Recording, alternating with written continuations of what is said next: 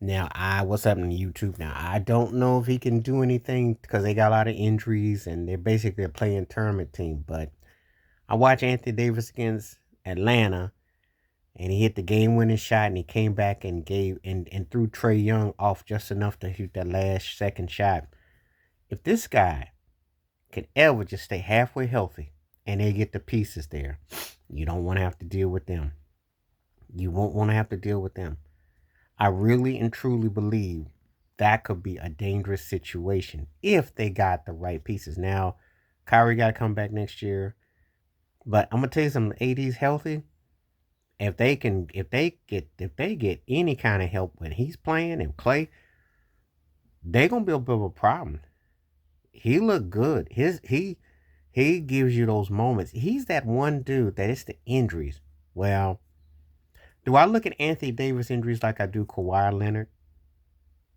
Kind of similar, except Kawhi is more of a leader. That's the only thing that separates the two. Because Kawhi will you can climb his back. I never got that with AD, but I got a guy who can play. I mean, a guy can go get it. But I never got that leadership quality. Not like that. Not like Kawhi did. But I will say this: I was very impressed with what I saw. Because if he gets any kind of motivation with that team, it's gonna be interesting. It's gonna be interesting to tell the tape. And I know that LeBron knew that he was gonna get him traded. Everybody knew that. Stevie Wonder could see that. But that's neither here nor there now. We're gonna see where his whole thing goes on from here. We want to see where he goes and what it means and those sort of things. So, but yeah, he looked pretty good last night. He looked really good. He looked really good. Not only did he hit the game winning shot, but he came and played that D on Trey Young. And when people forget, he's a stretch 4-5. He's really a 5 who likes to manipulate as a 4 who thinks he's a guard. But that dude can get out on the floor and defend all positions. He really can. I tell us all the time, the only reason why he really got out of LA is a few reasons. He wouldn't kiss up to LeBron because he was on Clutch Sports, but he wouldn't kiss up and call him the GOAT, GOAT, GOAT. And then also, he just didn't sell no jerseys. I think his lack of popularity, being kind of bland, kind of dry. Because AD can play, but he doesn't really have no pizzazz. No one is rocking AD jerseys.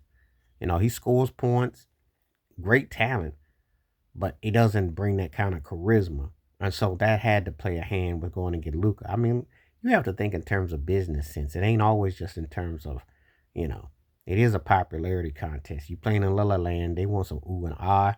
They want some name. These things ain't by accident. LeBron knew. But anyway, he can get his revenge if, not so much this year, but next year, he come out healthy and they got the pieces. If they can attract anybody in free agency that can, facilitate and play along with him, I'm telling you now. Because the West to me is pretty open. Outside of OKC. OKC is the best team. You're not even gonna, I think they're gonna be the standard for the next few years to come. I think Shea should have that top seed for another 2 or 3 years easily. But then after that, it's a wide open range. And who do they put with AD? You know. So there'll be some shuffling of the decks. I don't know how much longer Klay Thompson's got. I don't know what Kyrie's situation is going to be. But I expect Dallas to be a big mover and a shaker. You ask, well, they traded Luka. Does that make you feel good or calm? Well, no. These things happen. Actually, the Luka thing is going to make it where everybody's held accountable, you hope. So we'll see. But I'm telling you, if AD can play healthy, he's enough of a problem because he can do it on both sides of the ball. And that's a rarity. Am I saying that?